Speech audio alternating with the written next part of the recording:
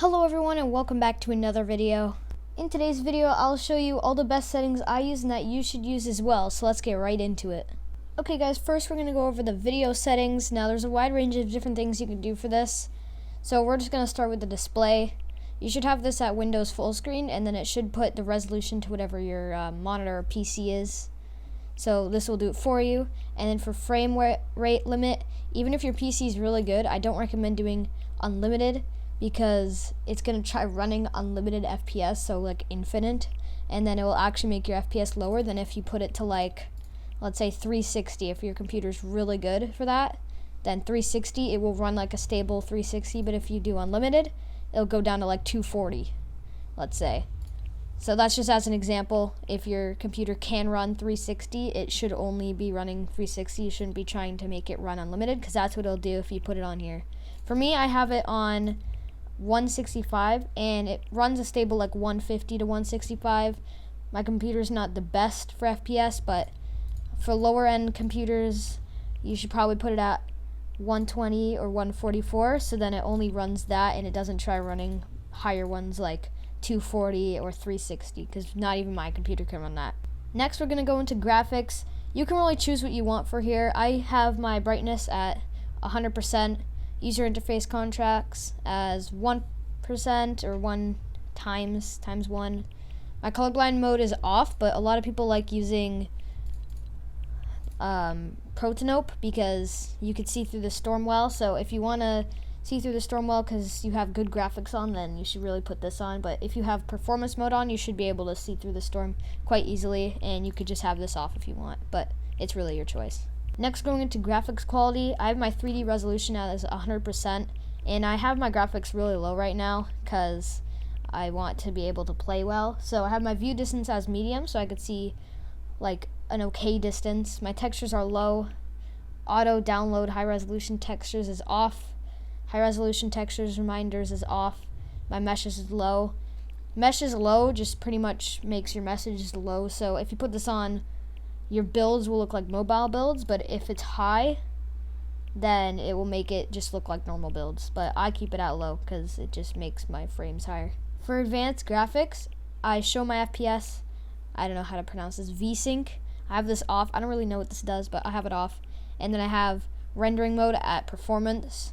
This is also depending on your PC, but the best one to do is performance, and it gives you the most FPS and everything. So if you're trying to see the best FPS, then performance is definitely the best for you. Next, we're going to look at game. Now, there's not too many things that I would change here. Like, all this stuff is just basic. But I'm going to look at the building today. There might be other things in other videos which you can check out, but I'm just going to look at the building today, which is reset building choice.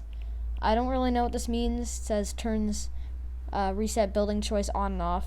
I don't know what that means, but disable pre-edit option. I turn this on because pretty much if you're trying to edit really fast, you might accidentally pre-edit a build. Let's say you pre-edit your cone and it like blocks you or something. I turn this on because I don't want to be pre-edited, but you can have this off if you want to still pre-edit. So yeah, this is kind of your choice. It doesn't really matter. Turbo building is obviously on. If you want to be able to build really well, turbo building is the best for that. I see a lot of people with confirm edit on release on, but in my opinion it does not make me edit faster because I'm used to having it off. And even if I put it on, I'm still going to be pressing the edit button twice because that's what I'm used to. So I have this off, but it really depends what you're used to. So this is also your choice. Next, we're going to move to mouse and keyboard. Now I have really high sense, and I know a lot of people have lower sense, so I'll be showing you the lower senses of like pro players and stuff right now, but first I'm going to show you my sense. So my X and Y is 30.3. Now this is like fairly high for most people. Like mine is closer to like Mr. Savage's than like Clix or anything, because I was used to a low mouse pad. Like I had a very small mouse pad, so I was used to high sense. And yeah, now I'm just kind of used to it. I have a bigger mouse pad now, but I'm still used to higher sense. And my target and scope sensitivity is 40%. I actually see a lot of pros with the same 40%. So yeah, this is a good one. I have both of these off. This at 100%, this off, and this off. I don't think I changed any of these. I think these are just the default ones, so you should have these at this anyway, but if you don't, I'd change it to this. Okay guys, I found some pros and what their sense is. So first we have Clix here. This is what Clix's sense looks like. He has an 8.7 x-axis, and his y-axis is 6.3. His target sensitivity is 90.9. His scope sensitivity is 82.7. So this is Clix's sense if you guys want to copy it and try it out. Now, this is pretty low for me for his x and y because I'm usually at 30. But yeah, if you guys like a lower sense, this is good for you. Okay guys, for our next pro, it's going to be Bugha. His x and y are both 6.5. His target sensitivity is 28%. Scope sensitivity is 39.2%.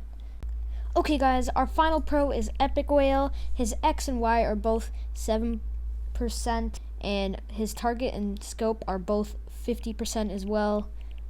So yeah, that's EpikWhale's sense. Now let's get on to the next section. Okay guys, for our final section, we have the Keybinds. Now, it's really your choice what you want to have here. I'm just going to show this because it might be interesting to you what I use. And so yeah, I'm just going to show you all my binds. So the movement's probably just like yours. WASD, obviously, spacebar to jump. Sprint is C for me, because shift is a different bind, and I'll show you later. But yeah, so sprint C for me, which probably isn't the same for you. Auto run is equals. Crouch is left alt, which is probably also different. I don't know what force jog toggle is, but that's what it is. Comma. I have no idea what that is, to be honest. Combat, fire and target are probably the same as yours. Fire is left click, target is right click, reload is R, use is E, harvesting tool is Q, weapon slot 1 is F, weapon slot 2 is V, weapon slot 3, 4, and 5 are 1, 2, and 3.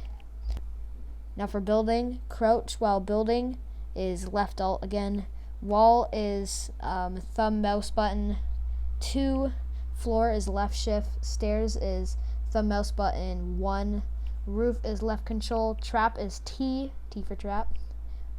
Place building, what's place building? Left mouse, oh yeah. Place building is left mouse up button, so just left click. Repair and upgrade is H, rotate building is R, change building material is Y, building edit, now a lot of people use F for this, but I like using G. I don't know why, it's just what I'm used to. So yeah, G is for building edit. Select build is left, reset build is right click, or it's scroll. I have scroll wheel on. So yeah, I have that as well. So pretty much I just scroll and then it resets it for me. Then the rest should just be the same as yours. Emoting is B. Misc, I don't know, this is just random stuff. Probably didn't change any of that. There's vehicles and everything like that.